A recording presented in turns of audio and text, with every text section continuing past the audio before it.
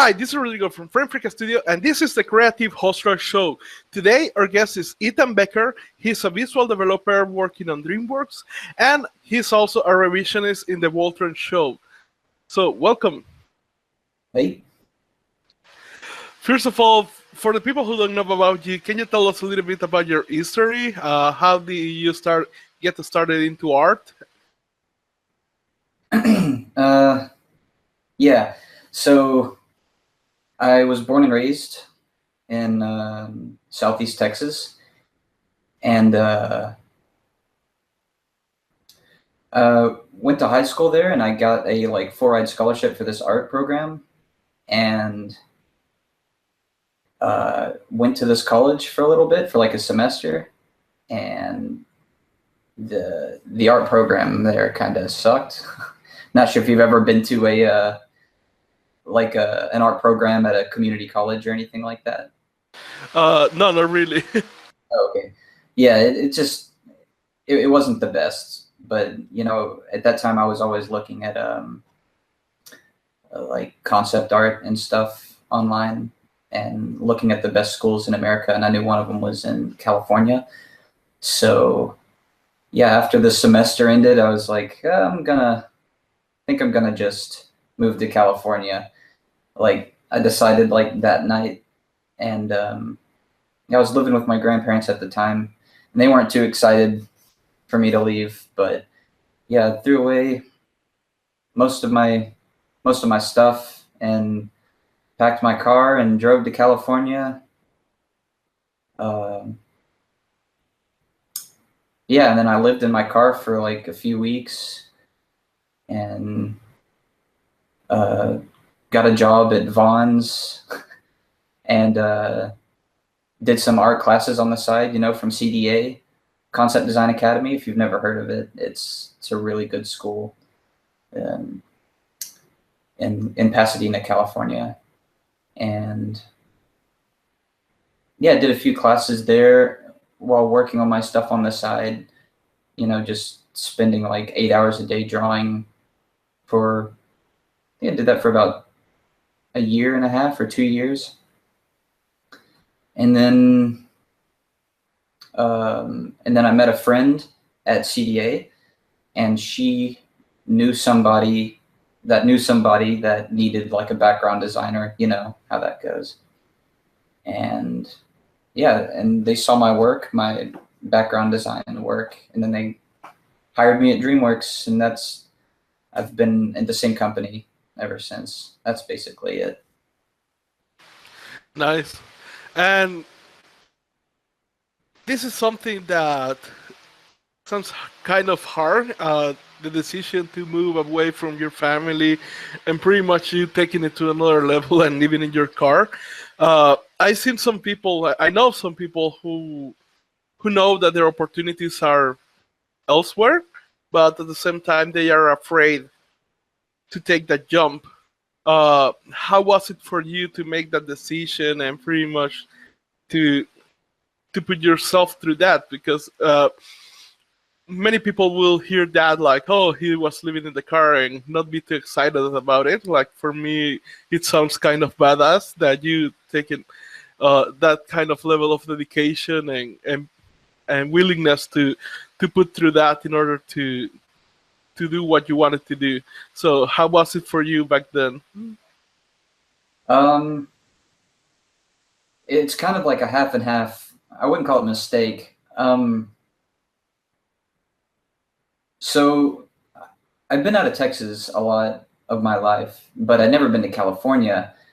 And growing up in Texas, I always was camping and just living, outdoors, the camping life, and so whenever I thought about going somewhere, I always thought, well, if I can't afford a place, I'll just live outside, live in the woods, go camping in the woods, because that's just how I grew up, always camping and stuff. So that was kind of my plan, was to come out here and just camp in the woods and go to class or something. And then I got out here, and it's like, where's all the woods? Where's all the woods? And it's just desert, you know. And yeah, so that was kind of my mistake. I didn't. I don't know. I just didn't really think that through. Yeah, I don't really have any family out here. Um, I I don't know. I just it is a tough thing, like for people to ask, you know, should I move to California? Because in my shoes, of course, I would always say like, you know, just go out there and live in your car. But not everybody can do that. It's a really tough decision for a lot of people.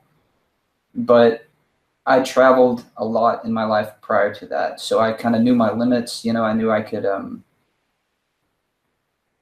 I just, I don't know. I knew I could do it. That's not for everybody.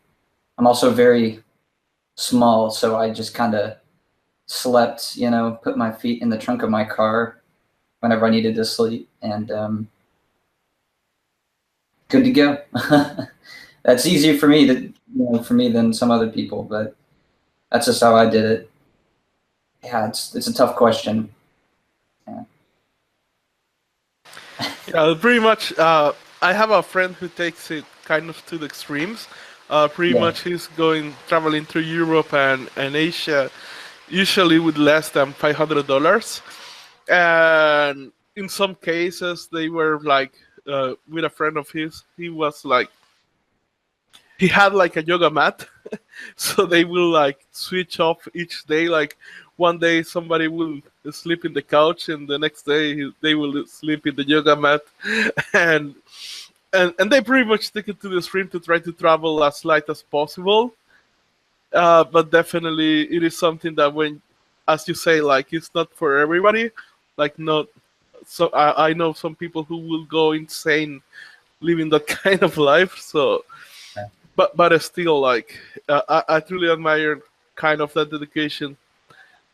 That for you, that was an option. For many people, they wouldn't do that kind of jump because in their health, that is not an option at all. Like, Yeah, I think what really helps me is that pretty much for my whole life, I've always had a specific mindset that, you know, I have a goal that I'm trying to get to, and anything that I'm going through to get to that goal, I just kind of like shut my brain off of that, you know, hardship or whatever, and just kind of picture myself like right now it's tough, yeah, but in 5 years, you know, that I'm going to be where I want to be. And as long as I have that mindset, it kind of helps me push through stuff. Yeah, not many people can think that way as well, because it's a very like I guess I'll call it simple way of thinking. You could call me a simpleton, I guess. Yeah. definitely. And this is something fun because uh, the previous interview, I just had like a couple of interviews where they mentioned exactly that. That in their head they were like 100% sure that they will make it, and they didn't have like that wasn't a doubt. Yeah. However, I do know many artists who are like good artists and who are completely riddled with doubts. Like they have everything that it takes to make it, but at the same time they are not making it because they have the fears and the doubts. Have you met people like that? And if so, how do you think they have overcome that? Actually, I haven't met too many people like that. Um, I know it is something that people struggle with. That's really tough because I can't really relate as much because I was just raised a certain way that like, and I think that's what it comes down to sometimes, is just how you were raised.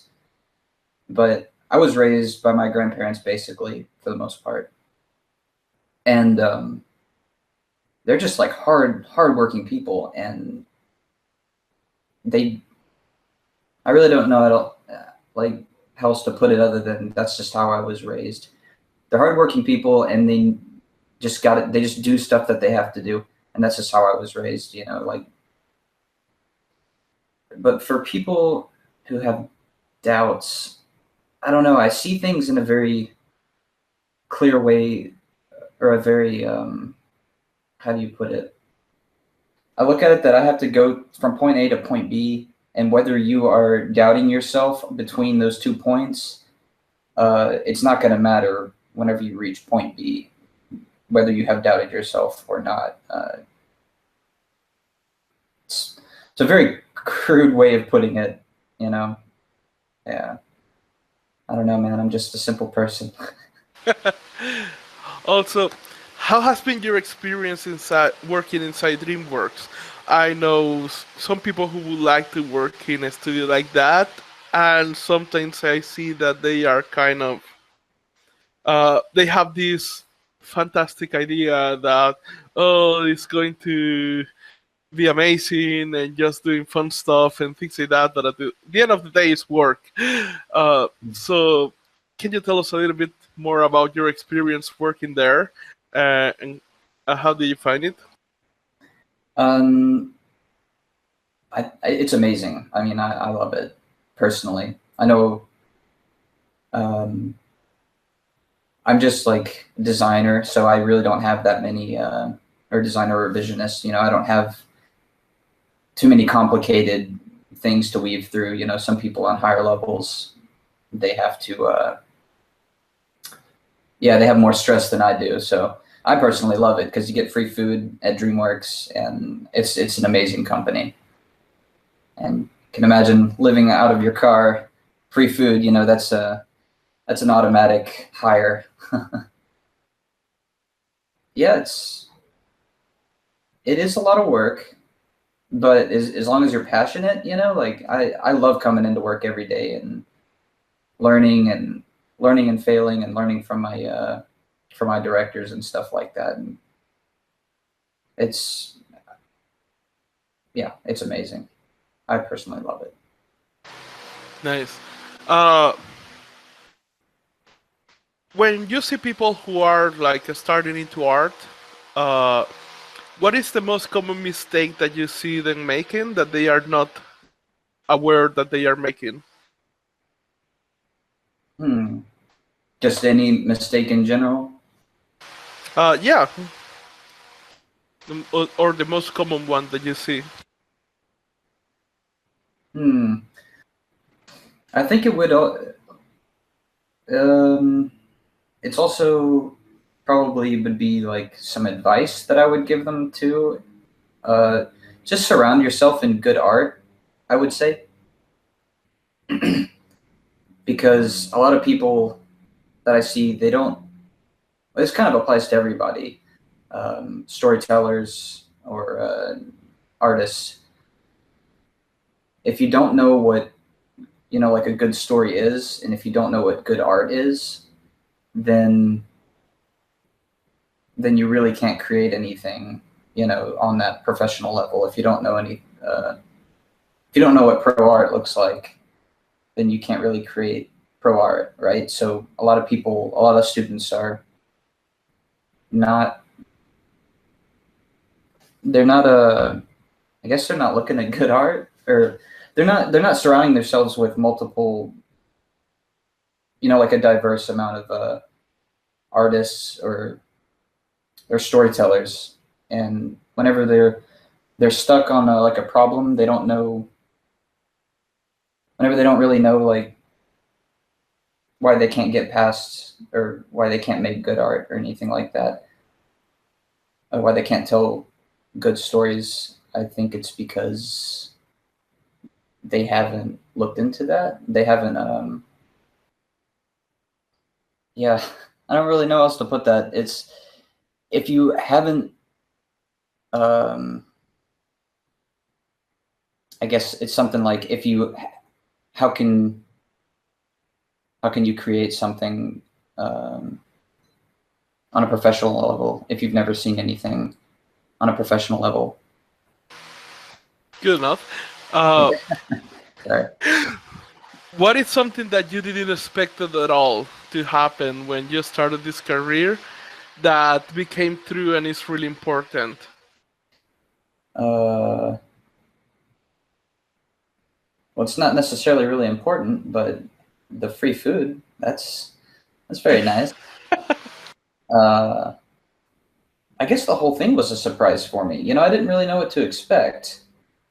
I didn't know what to expect at all. And I'm always excited to learn more, you know, and learn from mistakes and stuff like that. So it's like it's a whole surprise for me. I like it. Nice. On the other side, was there something that you expected to happen that became true as well? Something that I expected to happen? I don't know, man. I guess I didn't really expect much. Yeah, it's kind of complicated, or I would say not complicated. I'm a very simple guy, and I have no expectations almost. So whenever, you know, something bad happens, or I'm not too down about it, and if something great happens, then that's great, you know. I'm not the most exciting person, I guess, is what I'm trying to say. You are more like the stoic type of guy, right? I guess so. Is there any new opportunities that you see with technology and pretty much all these new things happening? Is there new opportunities that you see in the industry that didn't exist a couple of years before? I was recently hired to do some work on a virtual reality video game, and that's something that's new, that's coming up. You know, VR. It's kind of like all the games that you've seen so far in VR are all like the experiences of VR. It's fairly new right now in the market, so everything that's been created is kind of like stepping stones of what it could be in the future, maybe like 20 plus years from now. I can imagine it's going to be incredible. But that's something that's really cool. I think, you know, a lot of people are painting in VR and stuff like that. That's really amazing. I have yet to do that, but someday, you know, I'd like to try that. Yeah, I was able to experiment a little bit with that in Sweden. And it really amazed me because there is this kind of group of people who are like 2D artists who don't like 3D because they think that 3D art is well, it's pretty much really technical. Like you have to create a model and the pretty much textures and all that, and they don't like the interface of creating that through Maya or 3D Max or something like that. Right. But when it comes through virtual reality, when I tested it, that was my point of view. Like, holy shit! Like you can create 3D things here with the same ease that you could create 2D art. Yeah. And that's when it hit me. That, that this was kind of the missing step that many artists didn't like, and now it's here. Now you can create 3D without having to go through all the painful process of learning a software. Right. So, how do you think it's going to evolve this in the future? Do you have any hints or do you have any ideas of how this is going to evolve?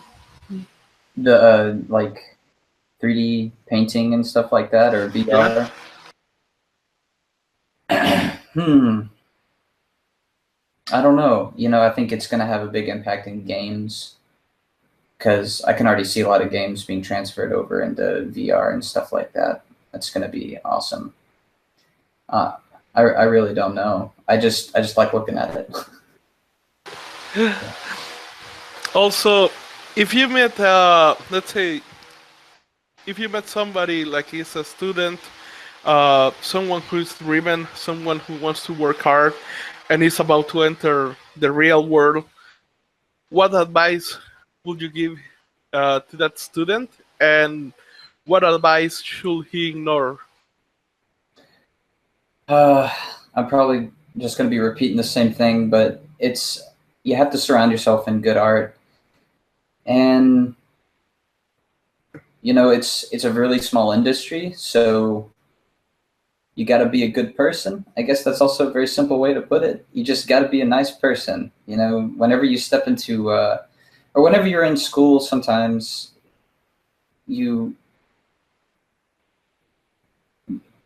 I don't know, some people have like big egos, and they feel like their art is the most amazing thing in the world, and that's cool.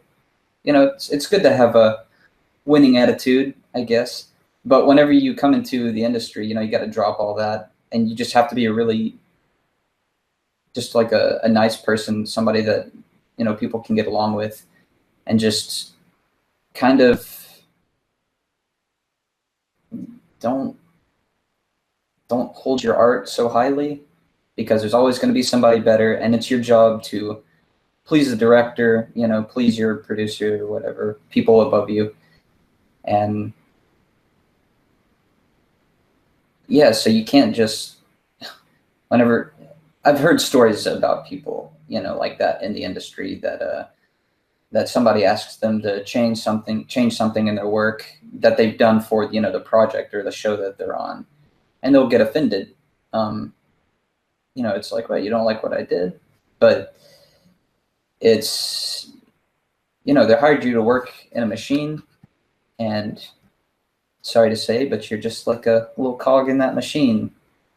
And it's really tough for some people to hear, but it was really easy for me personally, because you just do your own work on the side, right? You do your personal work on the side, and then when you're at work, you're at work. You just do work for that company.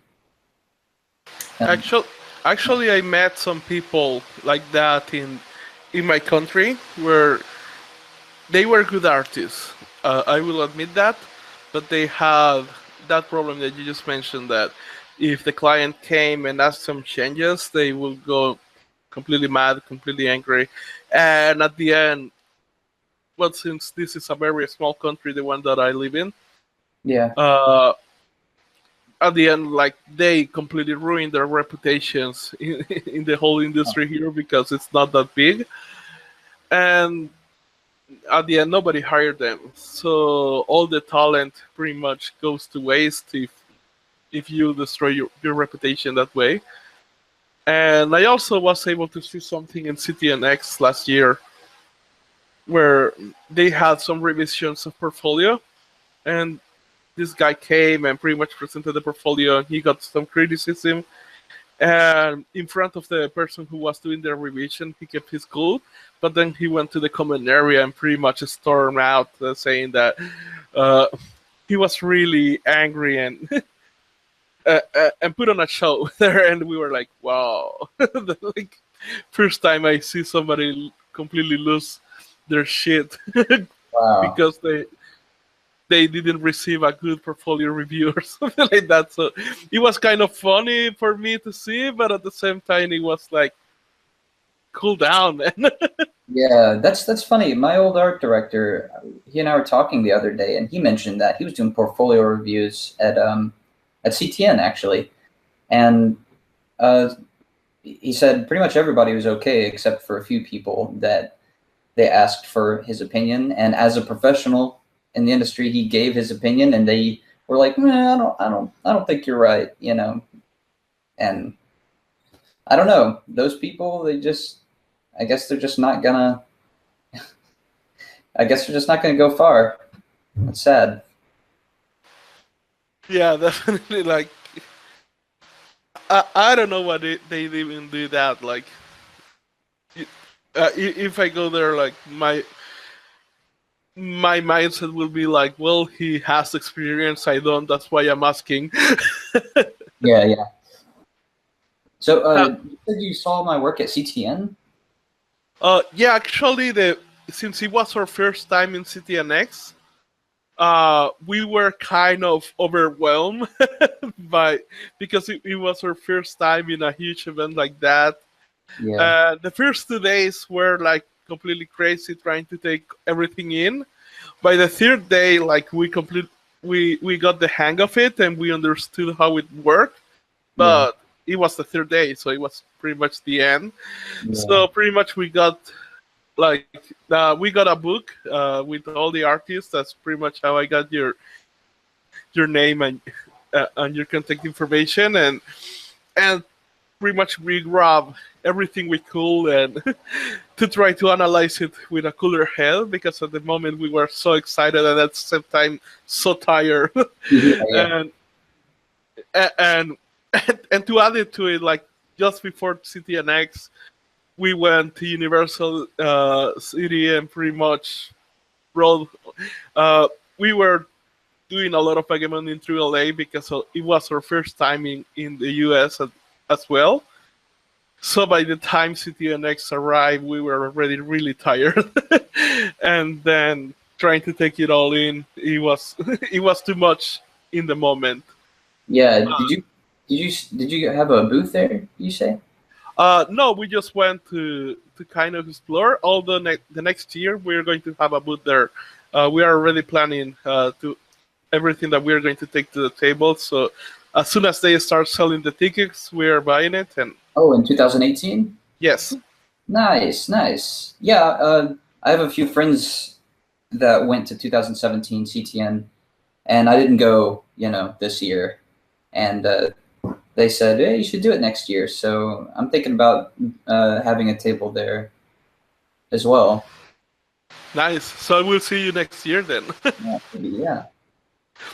uh, on the other hand, had you had like a failure or perceived failure that led you through success after? Like what failures have led to success? Yeah, like pretty much that. Like sometimes I had some moments where I feel like this was a failure, like I completely fuck it up, and then that led to something better. Yeah. Well, yeah, pretty much all the time. But I think a lot of people have fears about failure and they think it's a bad thing. But I think failure is actually, well, if not even more important than success, then it's just as equally important. So I don't want people to look at it as a failure as a bad thing. Failure is something that you need to have as an artist, or for anything. You need to. It's just a learning tool. You have to fail. You have to fail, and I would advise people to tell themselves that like every day, because a lot of people don't. They don't draw or paint or do any of that because of the fear of the failure. But it's so important. I fail every day, and my directors will point. Like I ask them, like I have to ask them, where did I, fail in this painting or this in my revisions, and if they haven't already pointed something out, then they're going to, and that's just so important. I don't really know if I can think of anything because it's just a constant failure that I'm experiencing, and it's a good thing. Is there like a belief, an habit, or like a behavior that you take that has improved a lot of your life? A lot of people don't think the way that I think. A lot of people have very high highs and very low lows. You know what I'm saying? And I tend to stay right in the middle, where I kind of have no expectations really. So whenever something good does happen, then I'll be happy. I don't know how else to put that. A lot of people don't see life that way. They like to. Yeah, they have strong emotions. I'm not an emotionally based person. Yeah, it's a really weird way of living, but it works for me. Yeah. Actually, I kind of understand you because even though I look like really happy and all that, in the latest years I have been trying to be more like that. Yeah. because in the past I was like that kind of emotional, like you just say, like very highs and lows and pretty much a lot of mess. Yeah. But at the later stages, I realized that my emotional intelligence wasn't that great, and every time that I took decisions based on my emotions, it led to bad things. So I started to going into logic more and into rational thinking and Yeah. trying to be like you just say, like in the middle, no expectations, and understanding that many of these things were my responsibility. And that's when things started to improve a lot. Like Yeah. I see now, I see people losing their shit over problems that I go like this is nothing. Like Right. things that are definitely not important, but in their heads it's obvious that they perceive it to be like these catastrophic events, and it's like no, it's like it's not. Yeah. That's that's the problem. It's it's not like whenever I tell people that I live that way, they think I'm just like, I don't know, in perpetual uh medium or like sadness, but it's not. It's actually, it's so much more beneficial. It makes, I'm so much more happy than you know, extreme highs and extreme lows. It, yeah, it's just so much more relaxed and happy in general. Yeah, the same happens to me when I talk about this, and funny though that if you start reading like the Roman philosophers and pretty much uh, all the wise people from past eras, they understood this, and then you start realizing that all this emotional kind of thing is kind of a new age kind of stuff, something that Mm. started about the 1960s and something like that. But it's not that, like it's not at all as much most people will think of it. Like for example, many people think that Romeo and Juliet was is kind of like one of the most important love stories about of all time. When through many eras, it was kind of like a warning of the dangers of living in that kind of high emotional kind of thinking. Huh. And it's funny because I, even though I know people who have like really good emotional intelligence, people who when they take a decision based on an emotion, they get it right. But if you're not that person, and if you don't have that kind of emotional intelligence developed, then taking decisions over emotions, uh, at least it was for my case, it usually led to a lot of problems. Romeo and Juliet's story makes so much more sense now if you put it into like a like the mind concept and not just the physical story. Yeah, that's very interesting. Yeah, but that also, that doesn't mean that you completely shut emotions off, because a lot of people think that too, right? It's just you kind of choose when to deploy emotion. You're not shutting it off completely. Yeah. Yeah, exactly. Like for example, I told him for like, yeah, emotion has its place. Like let's say you are walking in the park and having a good time with your son, then that's when you deploy emotion. Like that's when you Exactly. enjoy the moment. Are you watching a movie? Are you watching some? Are you in the theater? Are you watching some concert happening, or watching art, or enjoying the view in some good place? Like that's when you deploy emotion. That's when you want to be present in the moment, enjoying thing. Uh, the problem comes when if you again if you are not that emotionally intelligent and you want to make decisions, let's say professional decisions based on your emotions, that's when that happens. What we discussed before, that you have these people with big egos who pretty much screw their own careers because let their emotions control them in that moment. Yeah, exactly. Yeah. So this is a question that I like to ask. It's usually very hard for many people, but I think that this is pretty much what you just did to get started in your career. But let's say you wake up in a different dimension where nobody knows you. Uh, Pretty much, but you have all your skills, all your experience. You have $500 in your pocket. What do you do to get into this position, professionally speaking, as soon as possible? Hmm. Hmm. Well, uh, in this industry, it's kind of sad with a lot of industries. It's kind of depends on who you know, and that doesn't mean that you need to be sleazy or anything like that. It just means like, the contacts that you have, the friends. It's more like, So, oh God, I'd probably do the same thing. I would probably go to a school, like a really, really good school like CDA. And since I only have a limited amount of money, I'd probably do like life drawing classes, something really cheap.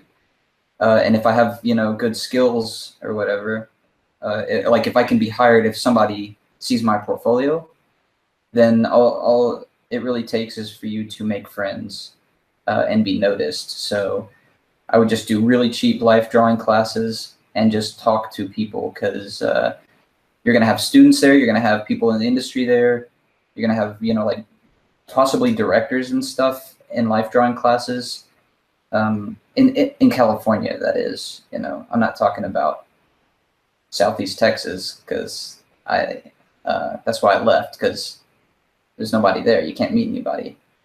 Well, actually, in the gaming industry, it's starting to pick up a little bit in the Texas area, in Austin and stuff.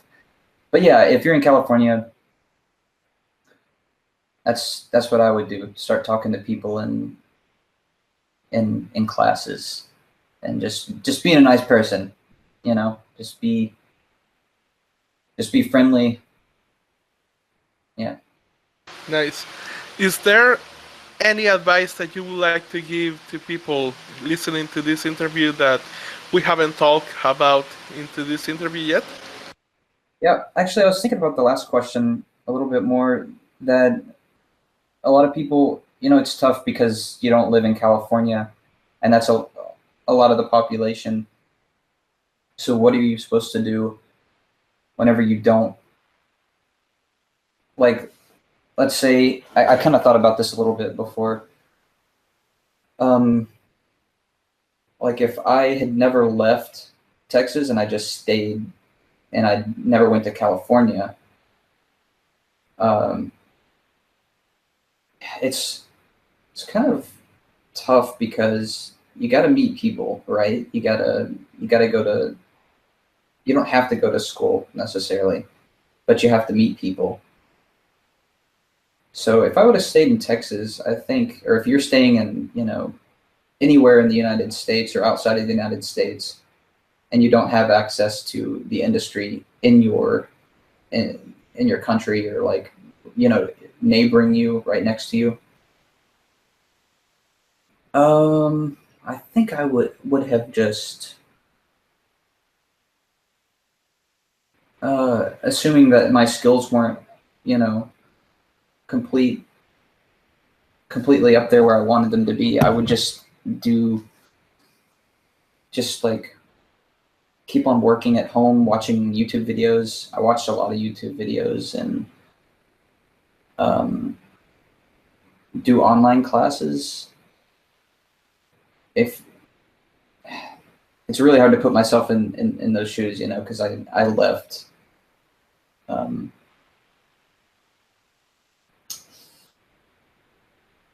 don't know. What would you say, like, to somebody who's staying, outside of the industry?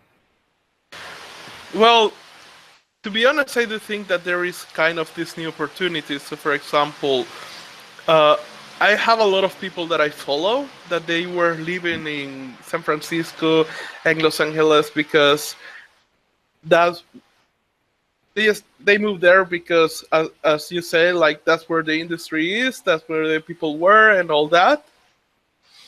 And now, funny enough, all these people that I followed for years who were like uh, took all these decisions and all this huge effort to move to California, and now they are moving to Austin in Texas because the industry is picking up there, like creative industry, Right. animation as well. For example, you have uh, Southeast by Southwest, an event there Mm. that pretty much is like kind of a film event, but it has mutated into this kind of hub.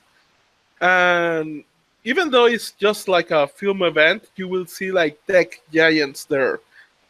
And if you start listening to what happens in the tech industry, pretty much they all say that if you go to that event in Austin, Texas, and if you make like if you just get one good connection there, or if you just make one good event there, that's it. Your life is fixed. Like, Huh. and one of the examples for is Uber. Like Uber pretty much gave free some coupons to everybody in Southeast by Southwest to ride pretty much from their hotels to the event, and that was the year Uber exploded. Oh, wow. And Airbnb as well. Like pretty much uh, they gave free housing for the people coming to that event, and that was the year that Airbnb exploded. So if you look at, there are many posts, and for example, if you look at Tim Ferriss, pretty much as well, like he went to one event, he started like uh, in the beginning he was a little bit overwhelmed, but then he calmed down and he sat down with a girl to pretty much help her uh, to solve to the invitations and all that, and he wanted to meet like a huge, big time investor that he was in the event, but pretty much because everybody knew him, he was like completely surrounded by crowd all the time, so he gave up and he sat down to help this girl, Yeah. and turns out that this girl was his wife, like the wife of this big investor, and then Oh, he wow. told him his ideas, and pretty much after the event they reunited, and now Tim Ferriss is like one of the most famous people inside the entrepreneurship community. Wow. So Hmm. that's one of the, and again, like that's happening in Texas. So pretty much now is an opportunity that you can have to move there. And even if you are not in, even in the US, for example, CTNX, we went, and that was pretty clear that we needed to be kind of present in that uh, in that area to start getting ourselves known, but we cannot do it because of legal issues and visas and all that stuff, right? So my answer to that was to create this podcast. Like I already had it, but kind of wasn't full into it. Yeah. So I was like, okay, let's use this podcast to meet everybody, like literally everybody there. And I started building this list of first all the people in CTNX, then all the other events happening in Los Angeles. And now I got like a list of 730 people. Nice. And that's what I'm doing with these interviews, going through all those emails and meeting Yeah. everybody. So even if I'm not physically there, I'm still getting to know about the industry there. I still getting to know how things work, uh, pretty much solving my own doubts and getting to know the people. And hopefully next time that we go, next year that we go to CTNX, it's not going to be like us, like, oh, this is big, but pretty much saying hi to all the people that we have interviewed. Right. Right. That's really smart. Yeah.